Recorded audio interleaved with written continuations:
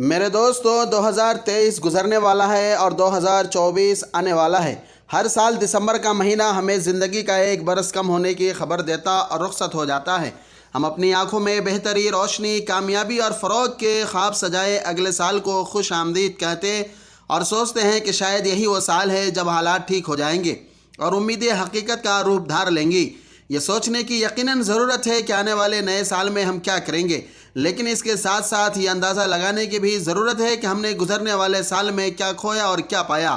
کیا ہم نے اللہ تعالیٰ کو خوش کرنے کے لیے کسی غریب کی مدد کی، حقوق العباد کا خیال رکھا، عبادت میں کوتاہی تو نہیں کی، کسی کا دل تو نہیں دکھایا، ماں باپ کی خدمت کی یا نہیں، اپنوں کا خیال رکھا، صلہ رحمی کیا یا نہیں، پروردگار عالم نے ہمیں جو نعمتیں عطا کی ہے ان میں سے حقداروں کا حصہ نکالا یا نہیں۔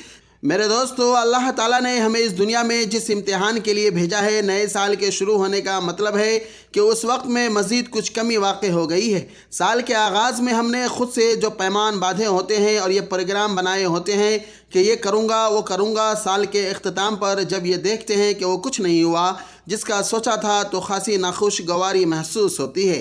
انسان اگر حساس ہو، ذی شعور ہو تو ایسا ہونا قدرتی امر ہے۔ میرے خیال میں اگر کچھ ناخوشگوار ہوا تو اس پر دل برداشتہ ہونے کی ضرورت نہیں، کیونکہ بہت سی چیزیں ہمارے اختیار سے باہر ہوتی ہے۔ ہم سوچتے اور کرتے کچھ ہے لیکن عملاً کچھ اور ہو جاتا ہے۔ لہٰذا یہ سوچنا چاہیے کہ جو کچھ ہوا اسی میں ہمارے لیے بہتری تھی، اور ناکامیابیوں کا عصر نو جائزہ لے کر اور یہ سوچ کر کمر پھر سے کس لینی چاہیے کہ آنے والے برس میں ان کمیوں اور خامیوں کو بھی پورا کرنے کی کوشش کریں گے جو گزرنے والے سال میں ہو گئی ہوگی۔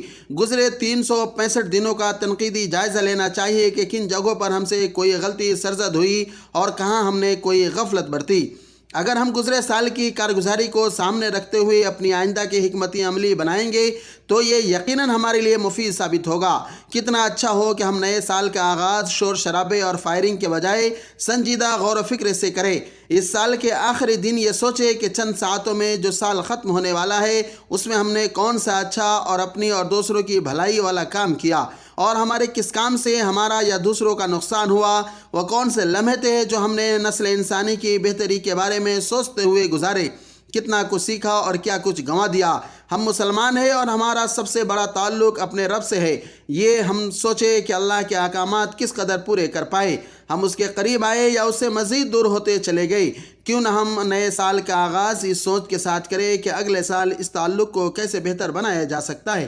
اس کے بعد انسان کا سب سے بڑا رشتہ اپنے آپ سے ہوتا ہے۔ نئے سال کے آغاز پر ہم اس پر غور کریں کہ ہم نے اپنی ذہنی، جسمانی، روحانی اور سماجی صحت پر کتنی محنت کی، اپنی تعلیم اور پیشہ ورانہ ترقی کا کتنا خیال رکھا، ماں باپ، بہن بھائیوں، بیوی، بچوں کے ساتھ کتنا وقت گزارا، ان تعلقات کو مضبوط بنانے کے لیے بالقصد ہم نے کتنی کوششیں کی۔ اس حقیقت سے کون آگاہ نہیں ہے کہ وقت کبھی نہیں رکتا، اس کا پہیہ ہر دم رواں رہتا ہے۔ یہ لوگ، حالات اور چیزیں آئی ہے جو آتی اور جاتی ہے۔ وقت اپنی دھیمی رفتار سے چلتا ہی رہتا ہے۔ صبح ہوتی ہے تو پھر شام بھی ہونی ہے، اور اگر رات ہو جائے تو صبح کا سورج بھی ہر صورت میں طلوع ہوتا ہے۔ قدرت کا نظام یہی ہے کہ جو آیا ہے اسے جانا ہی ہے، چاہے وہ انسان ہو یا وقت ہو۔ اور کیا اس حقیقت سے انکار کیا جا سکتا ہے کہ جس طرح وقت اپنی رفتار سے گزرتا چلا جا رہا ہے، اس کے ساتھ ساتھ انسان کی زندگی سے اس کے دن اور سال بھی کم ہوتے جا رہے ہیں۔ حیرت اس بات پر ہے کہ ہم اپنا محاسبہ کرنے کے بجائے ہم دیگر خوشیوں میں لگے ہوئے ہیں۔ لیکن میرے دوستو، ہم خوشی کس بات کا اور جشن کس بات کا ہم منائیں؟ کیا ہماری زندگیوں میں ایک سال کم نہیں ہو گیا ہے؟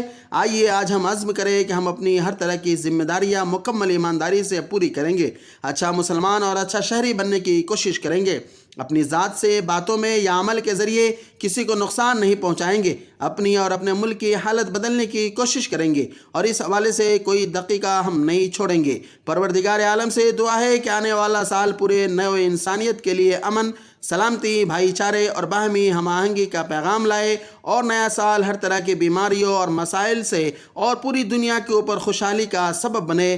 آمین۔ خدا حافظ۔